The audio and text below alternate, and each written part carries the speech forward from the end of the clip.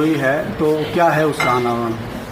देखिए, घटना जो खेसरा में हुई है, परसों 12 तारीख को लगभग 3 बजे पुलिस को सूचना मिली कि एक बिलाऊ गांव में बाग में एक शव मिला है, जिसकी सूचना पर थानाध्यक्ष खेसरा स्वयं मौके पर गए। तो वहाँ पे जो मृतक है आकाश गुप्ता, उम्र 17 वर्ष, पुत्र लालमन गुप्ता, ये रहने वाले बुनैया बुजुर्ग गांव का है। इसकी शिनाख्त हुई और उसके बाद पंचनामा और पोस्टमार्टम की कार्रवाई के लिए भेज दिया गया।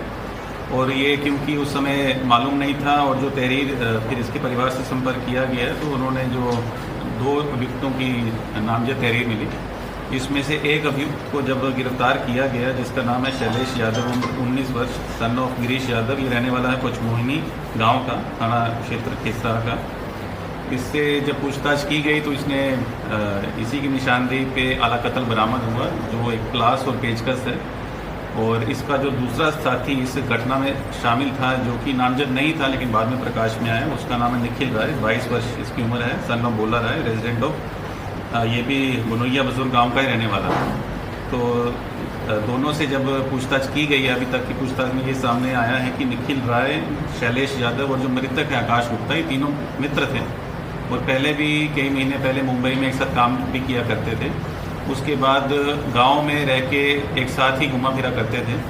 और 12 तारीख को जो घटना हुई है, उसमें एक जो इनका बैकग्राउंड मोटिव निकल के आया वो ये है कि शैलेश यादव ने मुंबई में 12,000 रुपये आकाश गुप्ता को उधार दिए थे, जो आकाश इससे अभी तक नहीं लौटा रहा था।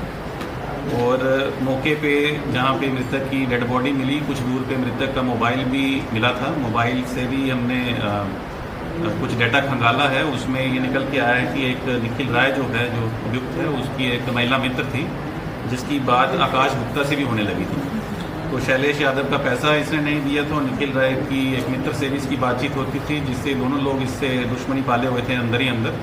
और परसों दोपहर में नशा करवा के इसको खेत में ले जाके एक प्लास और पेचकस से दोनों लोग मिलके मारे हैं।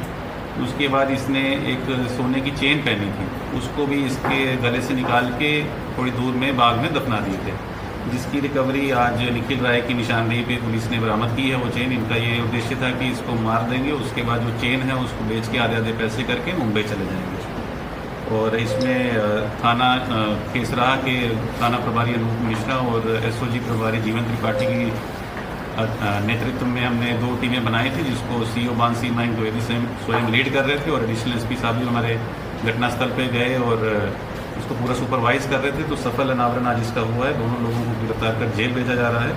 आगे जल्दी ही विवेचना पूरी करके फास्ट ट्रैक करके इसको जल्दी से जल्दी हम सज़ा भी दिलवाएंगे। और